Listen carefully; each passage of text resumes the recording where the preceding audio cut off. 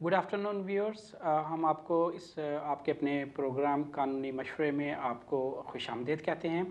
आज एक थोड़े से इंटरवल के बाद हम दोबारा हाज़िर हैं आपकी खिदमत में कि अवाम का और लोगों का एक इसरार था कि लोगों को ये जो सहूलत मुयसर थी उनको हमसे बात करने की 1-to-1 वो ख़त्म हो गई थी, तो इसलिए हम इस प्रोग्राम को दोबारा लेकर आए हैं। एवरी ट्यूसडे आप ये प्रोग्राम देख सकेंगे बिटवीन 6 and 7। मोस्टली मैं मेरे दूसरे जो कोलीग्स हैं वो इस टाइम आपको कानून के बारे में, आपके का जो कानूनी मसाइल है उनके बारे में मशवरे देंगे। अगर आपका कोई सवाल हो, अगर आप अपने किसी कानूनी मशवरे के सिलसिले में बात करना चाहते हैं, वो बेशक इमिग्रेशन से रिलेटेड हो, आपके फैमिली मैटर से रिलेटेड हो, किसी सिविल लिटिगेशन के बारे में हो, तो आप हमसे कॉल करके अपने जो कानूनी आपका जो मुश्किल है, जो आपको प्रॉब्लम है, उसके बारे में आप हमसे पूछ सकते हैं। हम कोशिश करेंगे कि आपके जो जवाब है, आपकी जो क्वेरी है, उसको आप एहसन तरीके से उसका जवाब दे सकें। अगर आप किसी वजह से आपका सवाल जो है वो लेंथी है और उसकी इन डिटेल चाहते हैं, तो आप हमें ईमेल भी कर सकते हैं और हमारा ईमेल एड्रेस भी आप स्क्रीन पे आपको देख सकते हैं। अब प्रोग्राम का स्टार्ट करते हैं कुछ रीसेंट जो इमिग्रेशन चेंजेस हैं उनके हवाले से, जो आज से कुछ तो इम्प्लीमेंट हो रहे हैं, कुछ 28 अक्टूबर से इम्प्लीमेंट होंगी। इसके बारे में ज़रूरी है कि वो तमाम लोग जो इमिग्रेशन से जिनका इंटरेस्ट है, जिनके केसेस पेंडिंग पड़े हुए हैं या जिनके केस जो अप्लाई करना चाहते हैं, वो इन अपडेट्स के हवाले से अपने आप को अपडेट करें, अपने इंफॉर्मेशन जो है उसके हिसाब से गैदर करें, उसको कंपाइल प्रॉपर्ली करें और उसकी बेस पे अपनी जो एप्लीकेशंस हैं वो शुरू करें। कुछ तो इंफॉर्मेशन जो रिसेंट चेंजेस हैं उसमें टीयर 1 में कुछ चेंजेस आई हैं, टीयर 2 में कुछ चेंजेस हैं, और इसी तरह विजिटर्स और लैंग्वेज के जो रिक्वायरमेंट्स हैं उसमें भी चेंजेस हैं। चेंजेस भी आपको बताते चलेंगे और साथ साथ आपकी कॉल्स भी लेते चलेंगे। देखते हैं आज के हमारे पहले कॉलर कौन है। हेलो, अस्सलाम वालेकुम जी। जी वालेकुम सलाम। सर मैंने क्वेश्चन पूछना था कि मैंने FLRO एप्लीकेशन की थी 2012 में जी 9 जुलाई से पहले, जी तो वो अभी रिफ्यूज़ हो गई है। साल के बाद उन्होंने रिफ्यूज़ कर दी है, तो मैंने JR लॉन्च कर दिया प्री एक्शन के बाद। जी तो हमारी 3 साल की शादी की थी मैंने, 3 साल हो गए हैं ब्रिटिश सिटीज़न के साथ। तो मेरा वीज़ा ओवरस्टेड हो गया, मुझे आए हुए UK में 10 साल हो गए हैं। अच्छा, तो शादी हमने भी 3 साल पहले की थी, रजिस्टर करा ली थी मैंने, COA लिया था ना, certificate of approval of marriage. अच्छा अच्छा, तो वो लेने के बाद मैंने शादी रजिस्टर करवा ली थी और मैंने फिर अपना वीज़ा भेजा। फिर वो मतलब रिफ्यूज़ चलते चलते वो अब 3 साल गुजर गए शादी को मेरे। मेरी वाइफ मेरी जॉब नहीं कर रही, वो सिक हैं, बीमार हैं।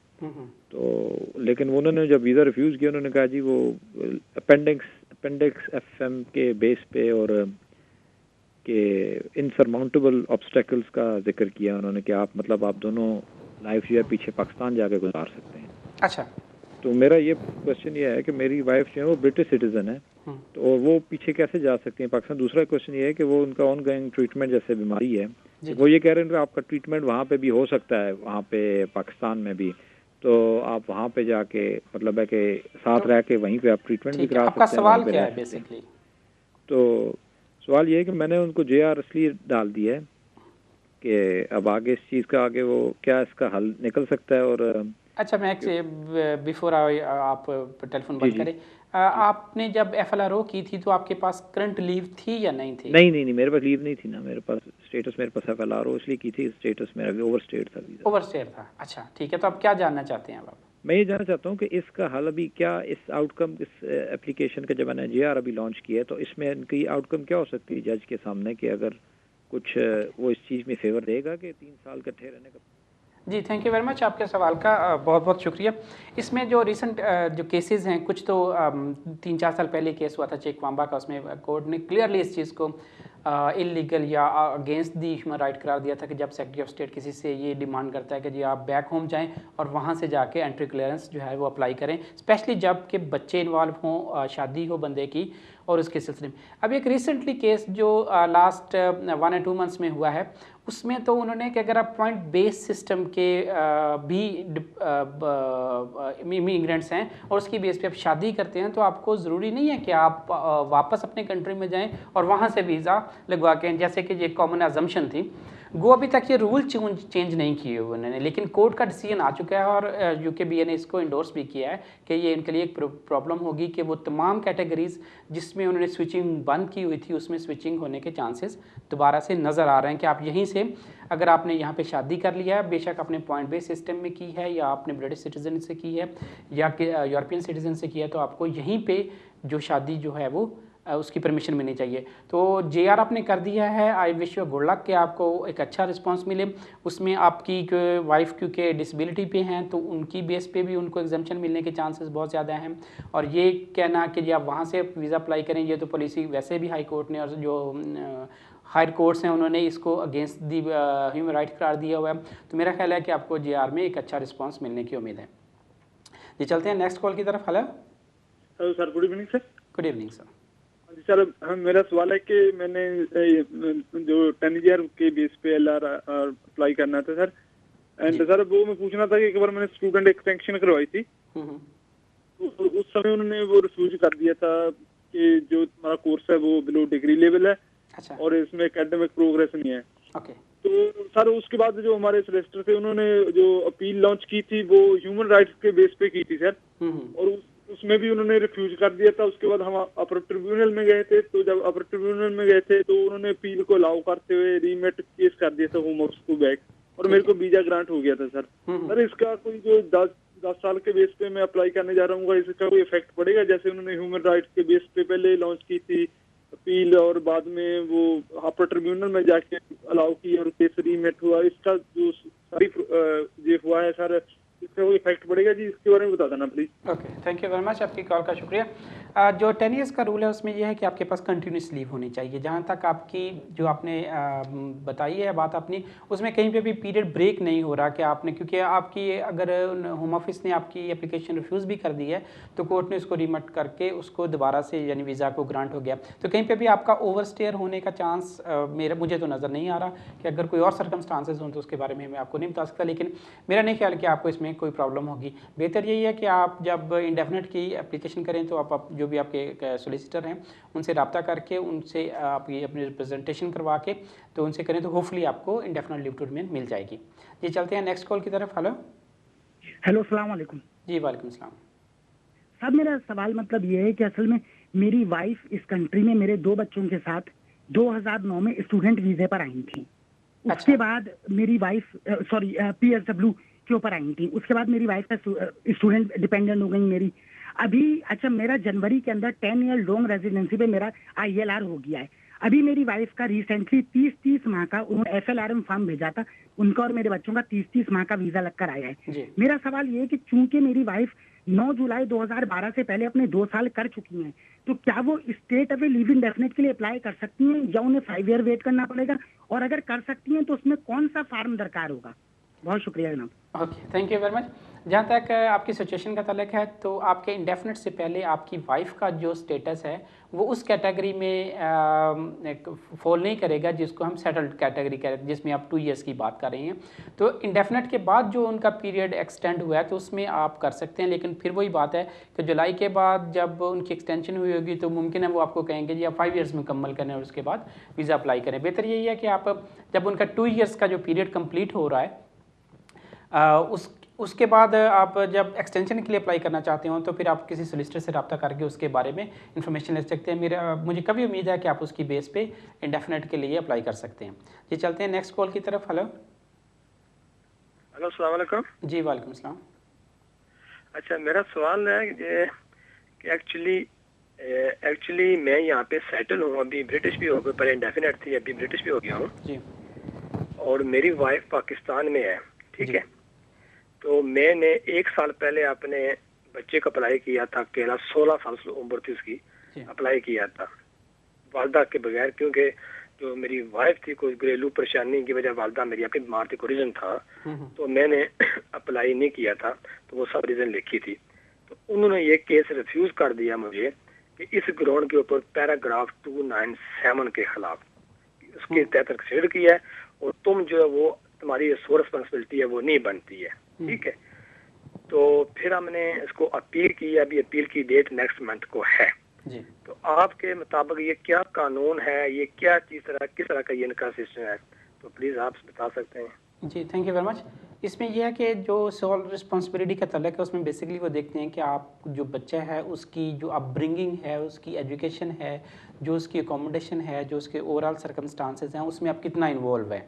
सिर्फ यहाँ से पैसे भेज देने से वो बात जो है वो मुकम्मल नहीं होती कि जी मैं उसको यहाँ से सपोर्ट कर रहा हूँ। आपको उनकी स्टडीज़ के बारे में भी इंफॉर्मेशन होनी चाहिए, आपको उनकी अकोमोडेशन के बारे में भी इंफॉर्मेशन होनी चाहिए, आपको जो उनके बाकी जो सरगर्मियाँ उनके बारे में भी इंफॉर्मेशन होनी चाहिए, और आपको ये पता होना चाहिए कि वो बाकी जो आपके अगर एक से ज़्यादा बच्चे हैं तो उनके सर्कमस्टांसेस क्या हैं और वो किस तरह से रह रहे हैं। तो अगर आपके पास ये सारी इंफॉर्मेशन हो और आप ये कोर्ट में साबित करें कि जी आप उसके बारे में सारे डिसीजन लेते हैं, कि आप उसकी जो एजुकेशन है उसके बारे में जो डिसीजन लेते हैं कि उसने किस क्लास में जाना है, आप उनके टीचर्स जो हैं उनसे आप कीप इन टच हैं, आप स्कूल की रिपोर्ट्स देखते हैं, तो ये सारी चीज़ें वहाँ पे देखी जाएंगी। अगर उनके कोई मेडिकल कोई सिचुएशन है तो उसके बारे में आपको इन्फॉर्मेशन होना चाहिए। तो ये बेशक आप यानी आउट ऑफ इस कंट्री में बैठे हैं, वो उस कंट्री में बैठा है, लेकिन अभी कम्युनिकेशन इस तरह की है जैसे स्काइप है, इंटरनेट है, दूसरी ईमेल्स हैं, तो उसके लिए आप क्विकली आप वो सारी इन्फॉर्मेशन ले सकते हैं और आप जो अथॉरिटीज़ हैं, जो स्कूल हैं, बाकी जो अदारे हैं, उनके साथ आप एक इन्फॉर्मेशन जो एक्सचेंज है वो कर सकते हैं। तो इसके लिए वो कोड ये देखेगी कि आप बच्चे की जो अपब्रिंगिंग है उसमें कितने इन्वॉल्व है। अगर आप उसको ये साबित कर दें तो आप उसके जो वीज़ा लगने के चांसेस हैं वो बहुत ज़्यादा हो जाएंगे। जी चलते हैं नेक्स्ट कॉल की तरफ। हेलो जी, अस्सलाम वालेकुम। जी वालेकुम अस्सलाम। सर मेरे दो क्वेश्चन है। एक क्वेश्चन मेरा रिगार्डिंग अबाउट मतलब मैं इधर 10 ईयर बेसिस पे मैंने ILR लिए और उसमें अभी मेरे मतलब पिछले साल 24 अक्टूबर को लिए। इस साल मैं नेशनलाइजेशन के लिए अप्लाई कर रहा हूँ, तो जो रूल्स इम्प्लीमेंट हो रहे हैं वो 28 से इम्प्लीमेंट हो रहे हैं। तो उसमें जो नए रूल्स आ रहे हैं उसमें मतलब क्या ऐसी कोई डिफिकल्टीज या कोई स्ट्रिक्ट रूल्स आ गए या नहीं? आपने मैंने तो लाइफ इन द यूके किया था इंडेफिनेट करते हुए? जी, आपने लाइफ इन द यूके पास किया था जब आपने इंडेफिनेट? मैंने लाइफ इन द यूके पास किया और इधर से मेरे पास मतलब मास्टर डिग्री क्वालिफिकेशन भी मेरी इधर की है। ओके, तो अब सवाल क्या है आपका? तो क्वेश्चन ये है कि जो नए रूल्स आ रहे हैं तो वो कोई मतलब उसमें क्या ऐसी चेंजेस आ रही है?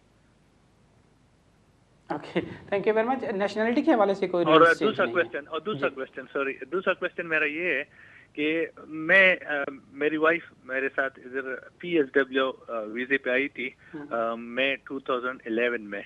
फिर मैंने अपना वीज़ा स्विच किया है Tier 4 पे 2012 में, जनवरी 2012 में।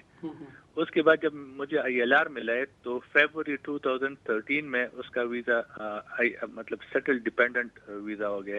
तो क्या उसका जो ये 2 साल जब हम गए थे होम ऑफिस तो उस वक्त उन्होंने बताया था कि भाई आपको पुराने वाले रूल्स में मतलब हम आपको वीज़ा देते तो उसको 2 साल का वीज़ा मिला था। फिर जब उसकी मैंने कैलकुलेट की तो 20 मई से 11 से लेके 20 मई 2013 तक उसको जो 2 साल पूरे हो गए। तो मैंने अगस्त में उसके लिए ILR के लिए अप्लाई किया है। विंडो सर्विस पे गया हूँ, सेम डे सर्विस पे, लेकिन उन्होंने वो केस जो है वो अभी अपने साथ रखे है। तो क्या वो जो PSW वाला टाइम है वो काउंट होता है या नहीं काउंट होता इस ILR में डिपेंडेंट के केस में? मुझे तो पता है कि जो PSW है वो रेजिडेंसी में काउंट नहीं होता, लेकिन डिपेंडेंट के केस में वो काउंट होता है या नहीं होता? Okay, thank you very much. जो आपका पहला सवाल था लैंग्वेज के हवाले से, मेरे ख्याल में आपने किया होगा कि 28 से जो रूल्स चेंज हो रही हैं, तो नेशनलिटी के हवाले से वो चेंजेस नहीं हैं, वो सिर्फ इमिग्रेशन के हवाले से चेंजेस हैं कि जो लोग फर्दर लीव के लिए अप्लाई कर रहे हैं या इंडेफिनेट के लिए अप्लाई कर रहे हैं तो आपको इंडेफिनेट मिल चुका है, आप पे उसका कोई वो साइड इफ़ेक्ट्स जो हैं वो नहीं होंगे। जहाँ तक आपकी वाइफ के केस का ताल्लुक है तो मेरा नहीं ख्याल कि उसमें उनको इंडेफिनेट लीव टू रिमेन अभी मिलेगी। अगर उनको मिलनी होती तो वो होपफुली उसी वक्त दे देते, क्योंकि उसमें केस में दूसरी कंसिडरेशन होगी। तो आपका जो स्पाउस वीज़ा है उनका उस वक्त यानी सेटल्ड पर्सन के तौर पे स्टार्ट होता है जब आपको इंडेफिनेट मिला है, तो उसके बाद वो स्पाउस वीज़े पे आ जाएंगे जो कि person present and settled in the UK है। उससे पहले जो थी वो दूसरी कैटेगरी में थे जिसमें वो इमिग्रेशन कंट्रोल में थी, तो वो पीरियड जो है 10 ईयर्स में तो कंसिडर होता है, लेकिन वो स्पाउस वीज़े में जो 5 ईयर्स की कैटेगरी या 2 ईयर्स की जो कैटेगरी थी उसमें वो पीरियड काउंट नहीं होगा। ये चलते हैं नेक्स्ट कॉल की तरफ। हेलो। हाँ जी सर, मेरे 2 सवाल थे आपसे। जी जी। फर्स्ट सवाल मेरा ये था कि मेरी वाइफ की इंडेफिनेट है और उसका जैसे वो 18,600 की रिक्वायरमेंट है, तो उसको भी 25 वीक्स में उसे 9,300 से ऊपर उसका बन गया है ग्रोसरी जो इनकम है। और ये पूछना चाहता था कि अभी हम जो है 18,600 की इनकम ऐसे वो काउंट करेंगे 6 महीने की, मतलब कि हम कैसे अप्लाई कर सकते हैं? जी थैंक यू। और दूसरा सवाल ये था कि मेरा स्टूडेंट वीज़ा है और मैंने B2 लेवल का किया हुआ है पहले इंग्लिश का, तो मुझे दोबारा इंग्लिश का कोई लाइफ इन यूके का कुछ टेस्ट देना पड़ेगा अगर हम मैरिज के बाद पेपर अप्लाई करते हैं कि नहीं? कि आपका B2 जो उसका 2 इयर्स का पीरियड अभी खत्म एक्सपायर हो गया कि नहीं हुआ? नहीं, अभी तो थोड़ा टाइम हुआ किए हुए को। अच्छा ठीक है। उसमें जो आपकी पहली जो आपका क्वेश्चन था उसमें यह है कि आपकी वाइफ जो है उनको वीज़ा अप्लाई करते हुए जो आपकी इंग्लिश लैंग्वेज की जो रिक्वायरमेंट्स हैं वो चेंज नहीं हुई। अगर आपने पहले से कोर्स किया हुआ है और उसमें अभी एक्सपायरी नहीं हुई तो वो आपके लिए वैलिड होगा। उसमें वही जो रिक्वायरमेंट्स पहले जो चल रही थी वो भी चल रही हैं। कुछ रिसेंट आई हैं चेंजेस, लेकिन मेरा नहीं ख्याल कि वो आपके केस पे इफ़ेक्ट करेंगे। तो चलते हैं नेक्स्ट कॉल की तरफ। हेलो हेलो जी, अस्सलाम वालेकुम जी। जी वालेकुम सलाम जी, अभी थोड़ी देर पहले एक भाई ने किया था लॉन्ग रेजिडेंसी के उस हिसाब से, तो मैं भी यही पूछना चाह रहा था कि मैंने 2008 अक्टूबर में मैंने एक्सटेंशन अप्लाई की थी जो कि दिसंबर 2008 में रिजेक्ट हुई थी। तो फिर अपील की, वो फरवरी 2009 में जो है वो फिर अपील भी डिसमिस हो गई। लेकिन फिर मैंने with in 28 days fresh application की थी जो कि आउटसाइड इमिग्रेशन रूल्स होते थे उस टाइम। वो फिर मुझे जुलाई 2009 में उस पर मुझे वीज़ा जो एक्सटेंशन है ना स्टूडेंट की वो मिल गई थी on the basis of my results. ठीक है। और एक और क्वेश्चन है जो आजकल मतलब कि एंटरप्रेन्योर के वीज़े के बारे में, बिजनेस प्लान आपको भेजना पड़ता है और कोई चेंजिंग्स आ रही है नवंबर में इनके एंटरप्रेन्योर के लिहाज से? क्योंकि मैंने जनवरी में अप्लाई करना है, मेरा PSW जो है पहला सवाल जो था वो क्या है जो आपका 2 ईयर 2008-9 और जो बिलीव? हाँ, वो ये था कि उसमें कोई इस तरह के ब्रेक्स आते हैं या क्या ये इस तरह है? क्योंकि वो ओके जहाँ तक आपकी लीव की ब्रेक का तल्लुक़ है उसमें यह है कि अगर आप 28 डेज से ज़्यादा ओवरस्टे कर गए हैं तो फिर वो पीरियड को ब्रेक कंसिडर करते हैं। अगर आपने विद इन 28 डेज़ कोई फ्रेश एप्लीकेशन कर दिया और उस एप्लीकेशन के जवाब में आपको दोबारा से लीव ग्रांट हो गई है तो आपका जो पीरियड है वो ब्रेक नहीं होता। पहली बात। जो आपका दूसरा सवाल था वो ये था कि बिज़नेस प्लान के सवाल से एंटरप्रेन्योर में, तो वो लाजमी है कि आप अपना बिज़नेस प्लान उनको सबमिट करवाएं और उसमें अभी तक कोई ऐसी चेंज नहीं आई है। जी चलते हैं नेक्स्ट कॉल की तरफ। हेलो जी अस्सलाम वालेकुम। जी वालेकुम सलाम। मुझे आपसे पूछना था कि पिछले साल मैंने ज़ुमरानो में के अपनी एप्लीकेशन डाली थी अक्टूबर में। ओके। तो उन्होंने मुझे यहाँ पे काम करने की परमिशन भी दे दी थी, उस वजह से मुझे नेशनल इंश्योरेंस नंबर वगैरह भी इशू हो गया था और उसके बाद उन्होंने मुझे लेटर लिखा था कि आप अपने फ़ोटोज़ वगैरह सेंड करें। ठीक है। ताकि जो मुझे यहाँ पे परमानेंट रेजिडेंसी का जो कार्ड इशू होगा उसके लिए वो यूज़ होंगे। तो यस्टरडे जो है उनका लेटर आया होम ऑफिस की तरफ से, तो वो एप्लीकेशन जो है उन्होंने रिफ्यूज़ कर दी। ओके। और साथ में उन्होंने अपील का राइट भी नहीं दिया। तो अगर मैं जुडिशियल रिव्यू में जाता हूँ तो इसमें मेरे कुछ चांसेस हैं। आपके सर्कमस्टांसेस क्या हैं, किस बेस पे आपने की थी? ये ब्रिटिश सिटीजन के सोल केयर के बेसिस पे थे ज़ुमरानो में। ब्रिटिश सिटीजन और सोल केयर? जी, मेरी बहन है वो बड़ी यहाँ पे। अच्छा, तो उनको मैं सपोर्ट कर रहा हूँ, उनके साथ रहता हूँ। जी। अच्छा, ज़ुमरानो का आपने कहाँ से सुना है? जी। अच्छा, पहली बात तो यह है कि जो ज़ुमरानो है वो टोटली बच्चों के हवाले से है कि आपके बच्चे हों और उनके बेस पे अगर आपको यूरोपियन लॉ इम्प्लीमेंट होता है तो उसमें ज़ुमरानो इम्प्लीमेंट होता है। जो जो आपके बाकी जो रिलेटिव्स हैं उनके हवाले से ज़म्ब्रानो जो है वो मेरी अंडरस्टैंडिंग के हवाले से आप पे अप्लाई नहीं होता। There are different other cases those may apply on your case but not Zambrano specifically only.